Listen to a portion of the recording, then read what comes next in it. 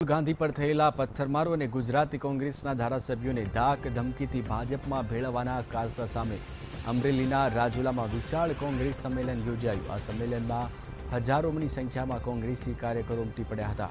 આ ઉપરાંત કોંગ્રેસના યુવા કાર્યકરોએ કોંગ્રેસ છોડી ભાજપમાં ભળેલા ધારાસભ્યોનું ઉઠમણું પણ યોજ્યું હતું। તો સૌથી વધુ ભાજપી કાર્યકરોને કોંગ્રેસમાં વિધિવત જોડાવવામાં આવ્યા હતા।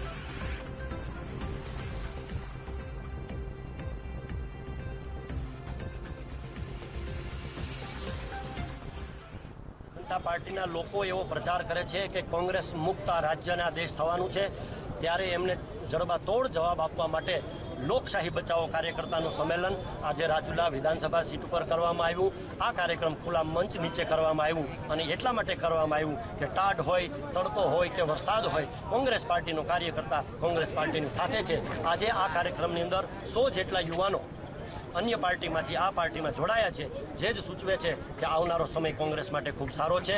સત્તાની લાલચે ભાજપમાં ભળ્યા છે અને લોકોના વિચારોનો ખૂન કર્યો છે। તે બાબતે આજે યુથ કોંગ્રેસના યુવાનોએ તે 6 રાજકીય ધારાસભ્યોનો રાજકીય ઉઠામણાનો કાર્યક્રમ ગોઠવી તેના નામનો ન્યાય નાખ્યો છે અને નવી યુવાનો રાહ મળે એક નવો મેસેજ આપ્યો છે।